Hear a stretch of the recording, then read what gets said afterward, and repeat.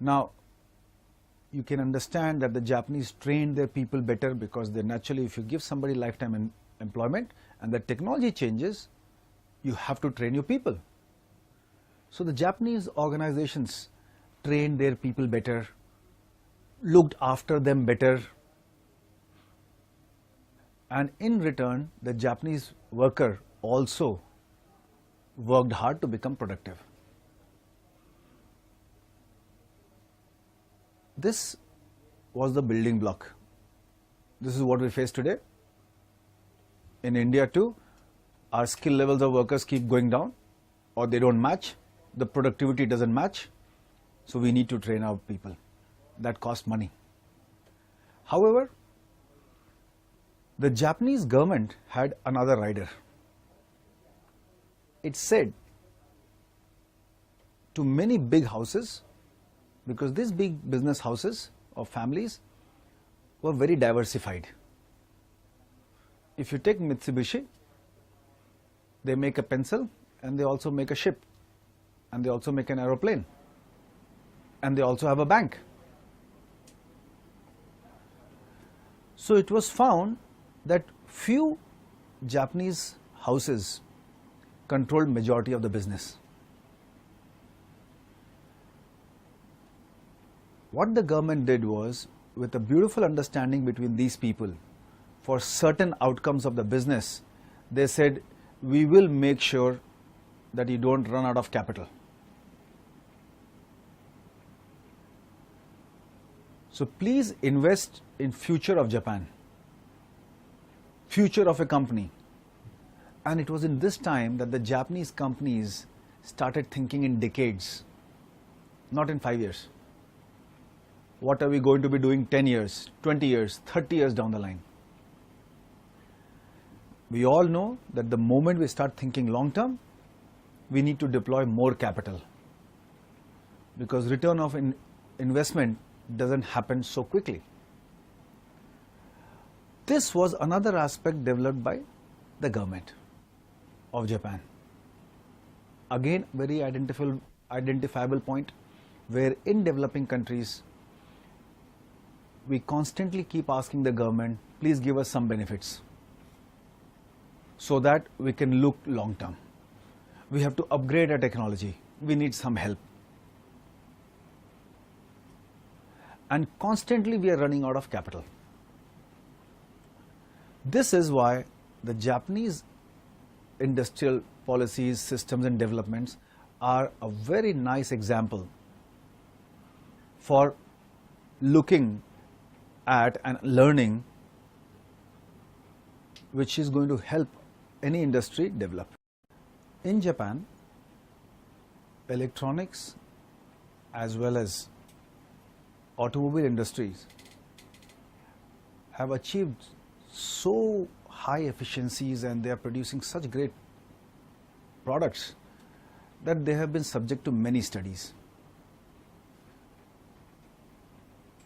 But the most popular and the loudest has always been the car industry.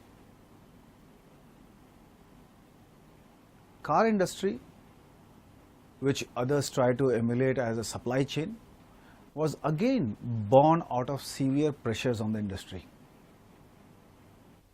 The constraints on the car industry put by the environment forced the car industry to constantly improve, change and adopt certain practices which help them achieve better performances. What is better performance? Performances are always financial figures. Nothing more, nothing less. When this automobile industry of Japan started making profits year on year and return on investment year on year improving, that is when the automobile industry performance was recognized. Though you will see not many Japanese companies talk about profits or talk about return on investments, they always talk about a measurement called share of business. This is in the initial years. But it is not that they don't have these figures. They know that the purpose of the company is to make money. And if you're going to make X amount of money by investing Y amount of capital, this X upon Y has to be constantly increasing. Otherwise, we can leave this industry and go somewhere else. So, Japan is very, very business orientated. Yes, they know that the two necessary conditions for business to do well is to have quality employees as well as quality products or happy customers.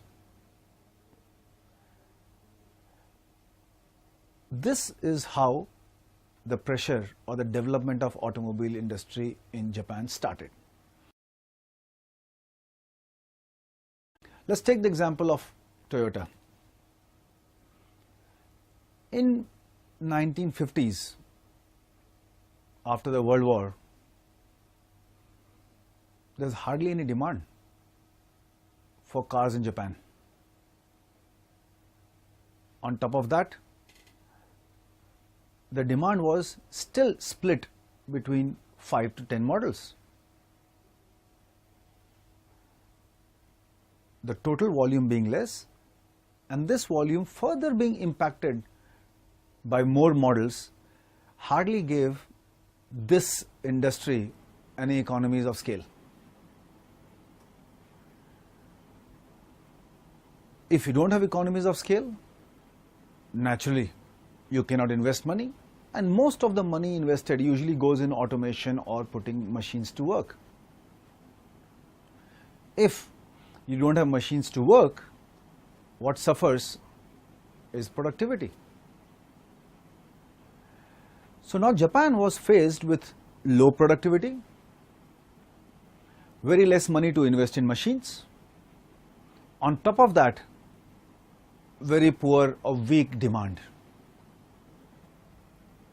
So now you are faced with a situation that you have to manufacture a car which is cheap because the buying power of market is less. While being cheap, it also has to be sold in small numbers.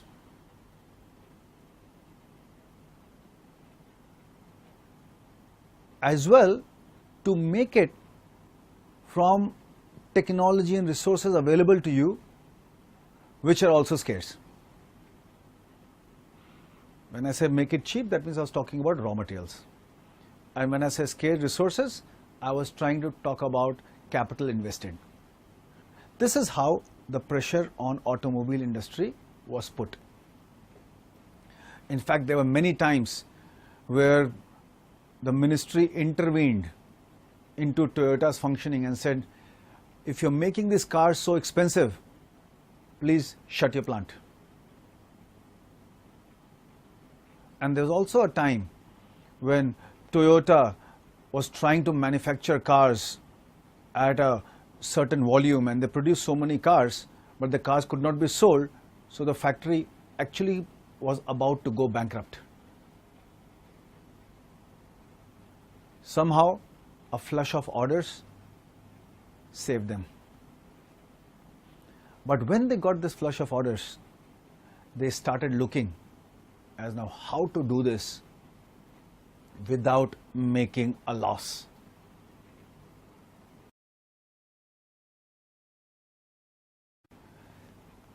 Now, please understand what you are faced with. Your resources are limited, and you have a unique situation to your country, and you still want to give employment to thousands of people.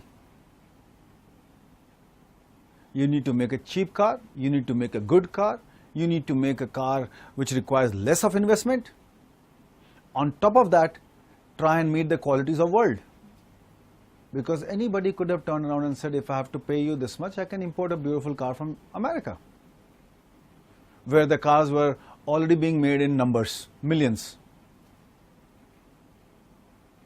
So if Toyota produced 5,000 cars in the year, there's hardly any demand for those cars. The economy was so weak. So what do? Do you make inferior product? You make inferior product and explain that I didn't have machines or resources to make it? Nobody will buy it. So you had to make a good product which first could be bought, then make it at low cost. There began the philosophy of Toyota to say that we will make a product at the time when it is required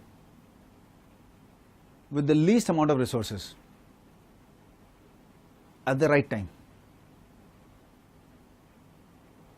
These were the performance parameters of the automobile industry. And how were these forced on the automobile industry? By the great ministry of Japan called MITI. MITI kept a very close eye on automobile industry, and they kept telling them, said, you prove it to me that you're using it efficiently. Why can't you do it better? Otherwise, we import it from America.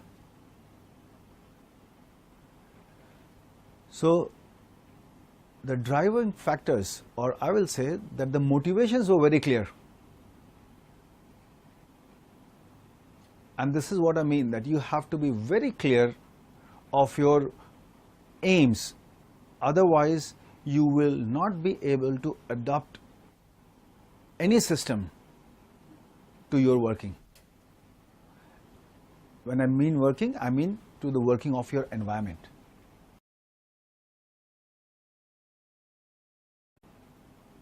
So now the automobile industry is subjected to a condition where they have to improve so that they can compete, but the assumptions of the environment are very, very different.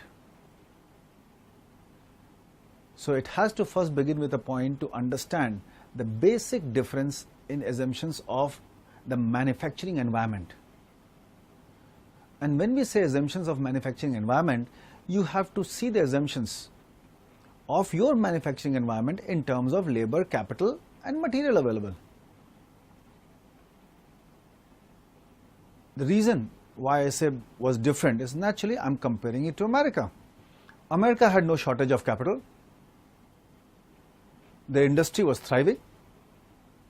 They were making best cars. They had 4 to 5 big names, and there was great buying power of the people who actually went out and spent and bought cars. And these cars were then produced from the best manufacturing practices.